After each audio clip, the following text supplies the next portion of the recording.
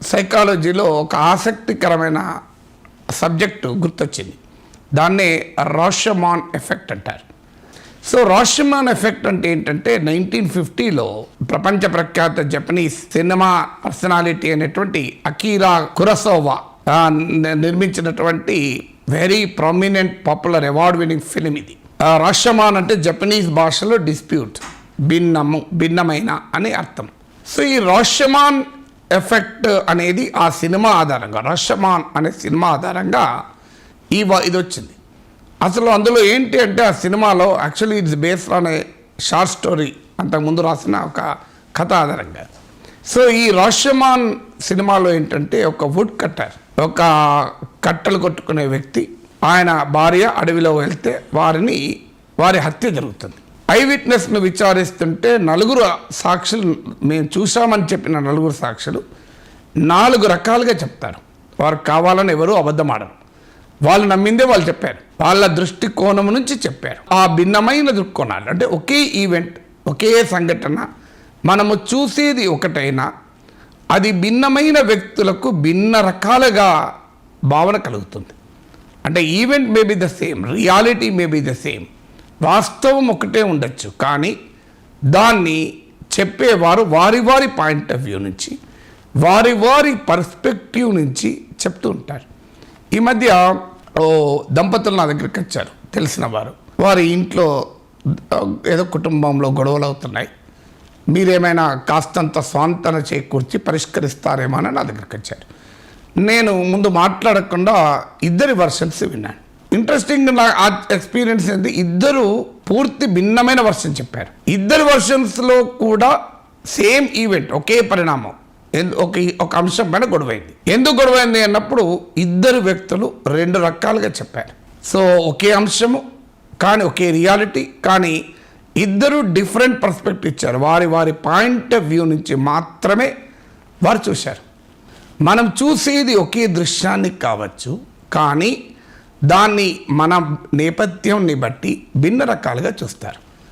అంటే అర్థం ఏంటి, దీన్నే కమ్యూనికేషన్ సైకాలజీలో selective exposure, selective perception, selective retention అంటారు. మనము అన్నీ చూడము. ఇప్పుడు ఒక పేపర్ తీస్తే అన్ని వార్తలు చూడము, కొన్ని వార్తలే చదువుతాం, మనకు కావాల్సిన వార్తలే చదువుతాం. కొంతమంది స్పోర్ట్సే చూస్తారు, కొంతమంది సినిమా చూస్తారు, నాలంటోడు ఎకనామీ చూస్తాడు, ఇంకోటి చూస్తారు. చూసిన వాటికి డిఫరెంట్గా అర్థం చేసుకుంటారు, అందరూ ఒకే రకంగా అర్థం చేసుకోరు. రూపాయి పతనం అయితే ఎక్స్పోర్టర్స్ అనుకోండి, నాకు లాభం, చాలా మంచి అడ్వాంటేజ్. రూపీ పతనం కావడం చాలా అడ్వాంటేజ్ ఎకానమీకి, దేశానికి. Rupee should know it's real value. ఇది పడిపోవడం అనేది, ఈరోజు గ్లోబల్ రిసెషన్ వస్తుంది, ఎగుమతులు దెబ్బతింటున్నాయి, ఈ టైంలో రూపీ పతనం దేశానికి మంచిది అని అనుకుంటాడు. ఇంపోర్టర్స్ అన్యాయం అయిపోతుంది దేశం, ఎందుకంటే ఈ రూపాయి పతనం అయితే మనం ఎక్కువ డాలర్లు చెల్లించాలి అని ఇంపోర్టర్ అనుకుంటాడు. సో అంటే రూపీ పతనం అనే ఒకే డైమెన్షన్ను ఎక్స్పోర్టర్ ఒక రకంగా అర్థం చేసుకుంటే ఇంపోర్ట్ చేసేవాడు ఇంకో రకంగా అర్థం చేసుకుంటాడు. మరి రూపీ పత్రం మంచిదా చెడ్డదా అంటే వారి పర్స్పెక్టివ్స్ నుంచి ఆ మంచి చెడ్డలు ఉంటుంది. సో అందువల్ల మన నిత్య జీవితంలో కూడా ఇలాంటి అనేక సందర్భాలు ఉంటాయి. ఒకే అంశాన్ని భిన్నమైన వ్యక్తులు భిన్న దృక్పథాలతో, భిన్న దృక్కోణాలతో చెప్తారు. దీన్ని రాషమాన్ ఎఫెక్ట్ అంటారు. మీకు ఎవరి గురించి అయినా ఒక విషయం చెప్పినప్పుడు, ఒక వ్యక్తి గురించి కానీ, ఒక ఈవెంట్ గురించి కానీ, ఒక వివాదం గురించి కానీ, ఒక ఇష్యూ గురించి కానీ మీ దగ్గరికి వచ్చి చెప్పినప్పుడు మీరు వెంటనే కంక్లూజన్కి రావద్దు. చాలా సందర్భాల్లో తల్లులు చేస్తుంటాం, చూస్తుంటాం. బిడ్డ వచ్చి చెప్తాడు, అమ్మా నన్ను పక్కింటి వాడు తిట్టాడమ్మా అంటాడు. వెంటనే ఆ తల్లి యుద్ధానికి పోతుంది పక్కింటి ఆవిడ మీదికి.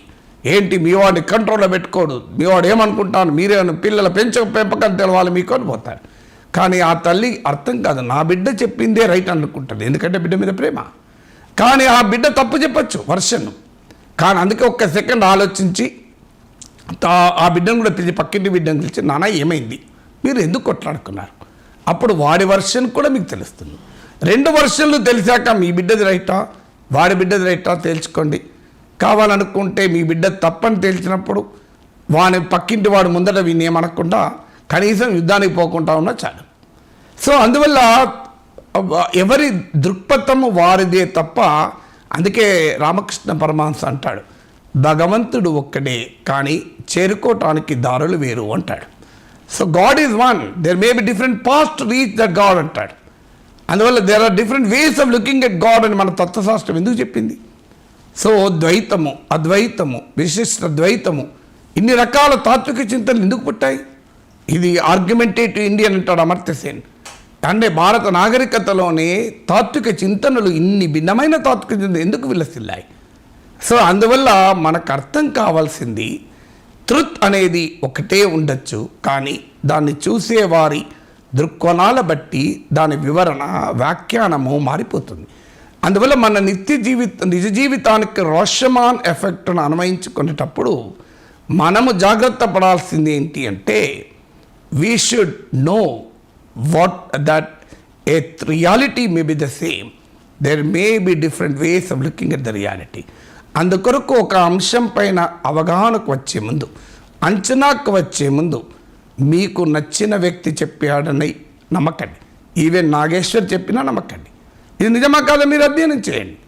సో మీరు, నేను ఒక అంశం పైన మాట్లాడాలనుకుంటే ఆ అంశానికి సంబంధించిన భిన్నమైన దృక్పథాలతో రాసేవారి వ్యాసాలు, వ్యూ పాయింట్ చదివి నా సొంత అభిప్రాయానికి వస్తాను.